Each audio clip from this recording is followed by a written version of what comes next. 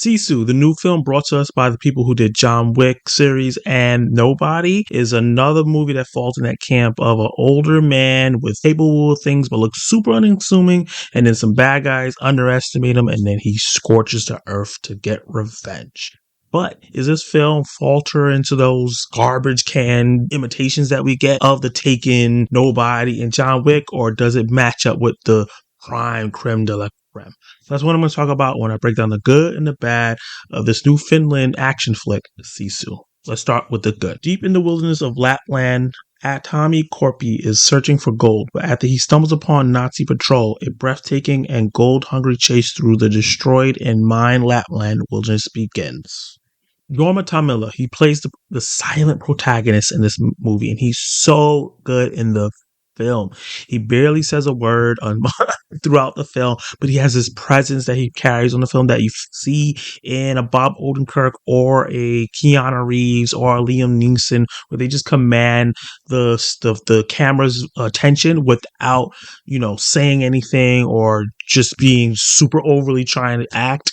It's just the subtle things that they do in their performance, the body language that they have, that he has in this film, that makes him a complete badass. If they would have told me that this was John Wick's grandfather, great-great-great-grandfather, because I believe this is during the First World War, not 100% sure of the timeline. I know the Nazis are in Finland at this point. Let me know in the comments below what World War that was. I would have believed it. I would have believed that this was the beginning of the Continental and everything. It feels like it could be tied into the origins of John Wick if they wanted to, because it has that feel, that quality of a John Wick 3, John Wick 4 in terms of cinematography, the score, the filmmaking in itself, and how the film looks. Like how John Wick 1 looks good, but this one looks a little bit better. And they use the landscape of Finland really well. There's a lot of beautiful shots of this dilapidated land that looks like it's been mined and blown up, but is used with these smoky areas, the way the sun sets. It just looks really beautiful a lot of times when I got to check this out in the theater. And the main character is just this gold miner who is trying to gain gold to bring back to his homeland and help the people there, but he runs into Nazis. It's always good to see Nazis get what they're due.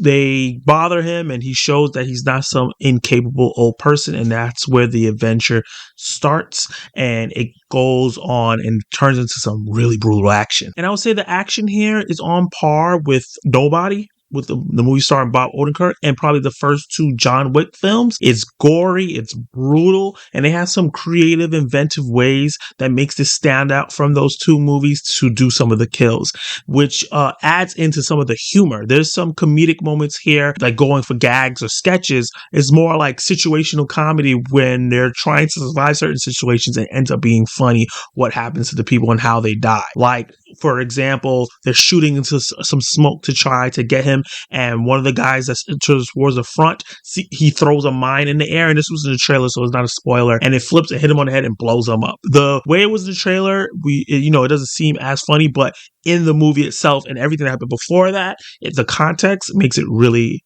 hilarious, and my theater got a good laugh out of that moment. And there's moments like that sprinkled throughout to lighten up this very serious film, because this character, the main character, has a very rugged past. He has a very rugged and traumatic past that he's gone through, and they touch on those things a little bit just to give you the context of why he's the way he is and what he can do. They totally do a Baba Yaga moment for him when the Nazi realize who he is in this land and how legendary he is. I really enjoyed that. You can see the influences and how these people, they make certain films a certain way, and they execute it well, and they executed it well here, even though it feels very similar to a John Wick one. And the villains, the Nazis, they're a little bit charismatic, not likable, but because they're Nazis, but they don't feel like plain Nazi villains you see in an everyday movie. Some of them have personalities, some better for worse, some terrible people.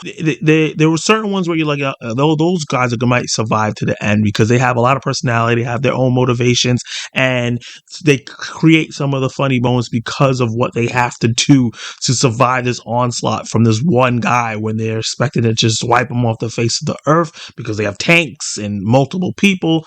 So I like that they gave the villains, even though we don't like Nazis, a personality to add to it, and they just weren't bodies for this guy to run through. And the film story is very simple. He's trying to get the gold to his people, the Nazi trying to get the gold from him, and there's a constant conflict there where he's finding ways, clever ways to get over one on them, and there's a lot of back and forth fighting, but it's backed by some beautiful cinematography, and the score is really well. When they're having standoffs, it has like a Western feel in terms of the filmmaking and the music, but when he does something godlike or something, he survives something he shouldn't, it has this like Viking Norse mythology sound, like this oh kind of thing that they do. That's really, really cool. It amps me up. It makes him feel like this mythical force that's taking them on. Because Sisu, I believe in Finland means like unstoppable will or something like that. They explained it in the film at a certain point. And the supporting characters here are not. It's not a lot. But there's some female characters here that are captive, and they're in the trailer here. They're captured by the Nazis, and one of them gives this really great speech about why they're not going to be able to defeat this dude and what he's done before. And those characters within that get an awesome moment as well. What they try to do in Avengers Endgame with the woman moment, they actually executed here pretty well. And the movie builds up and builds up and builds up and builds up a lot of different sections of it, and we get like some quiet moments to see why this character is so angry, and we get a lot of different moments from different characters and a lot of standoffs and picking off people and a little cute dog, and there's so many different things happen in the film as you progress. But the third act is the selling point. They ramp things up and they execute it really, really well. A lot of times in action films, the third act feels very similar, especially in these type of films where it's like the old man fighting against people. Because this is an open area, there's not many houses. It's the Nazis have blown up many of the houses and lands. There's mines everywhere. There's not that set piece where the older guy goes to a house or a building to go take out the final villain. They don't do that here, which is a lot of these kind of movies end up doing, and it gets really repetitive. They have like this really crazy, creative, absurd battle towards the end that's absolutely insane, and I really, really enjoyed how they really capped off everything they were built upon in that final moment. Now let's talk about the bad. So the story feels very familiar, and I think that because there's nothing there that is very different from the other films that this is very similar to, it never elevates to like a classic status. I still think it's a great time in the theater, but the plot is very, very simple, and there's nothing there that is going to elevate it. It's more of the characters and the action that is why you're going to check this movie out, which is just plentiful and a lot of great, I think, theater fun moments for people to go check out together. Like when you first see that first John Wick film, and you're like, wow, this is actually really good and fun. It has that here too, but a little bit more gravitas, because you can tell that these producers know how to make these movies now at a certain level. And throughout, I thought that the film was filmed really, really well on a technical level, especially the action scenes, but it felt like they kind of started rushing through certain points in the final moments. I did like the third act a lot, but there was certain moments as the third act began that they had like some shaky cam and close-up shots where you couldn't really see stuff, and the editing was kind of weird, so it felt like maybe they edited down those moments to save time, because maybe they didn't want this movie to go on for too long. But I think it was a detriment to some of the action sequences, especially certain moments when certain characters got to face off. You wanted to see what was happening because of the terrible things that the antagonists were doing up until that point. So that dinged it for me a little bit, especially since the filmmaking was so good up until that point. It was just really weird where you're getting in that third act where it's supposed to be satisfying, and it kind of took me out of the moment a bit. Let's get into my verdict. So overall, I think this is a great film. Another great action film in the lieu of a John Wick, a Taken, Nobody, and it rises above a lot of those copycat films that just doesn't have the filmmaking to uphold their simple stories.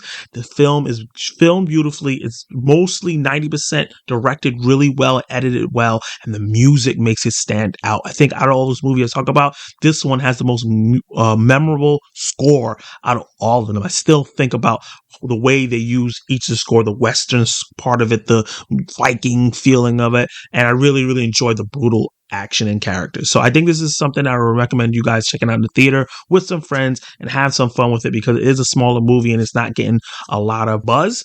And I think it's something that's definitely worth checking out if you're an action movie fan. So with that said, I'm going to give Sisu a B. Did you like it? Did you hate it? What would you rate Sisu? And if you have not seen it yet and you saw my review and you understood everything that was going on, did I push you towards checking it out, or is this something you're going to wait on streaming or pass it completely? Let me know all those thoughts down below in the comments. Tell me your favorite parts if you saw the movie in Sisu. Like the video if you liked my review. Subscribe to the channel and hit the notification bell so you can be notified of my reviews, reactions, live discussions, and much, much more. And you can catch more of my content right now.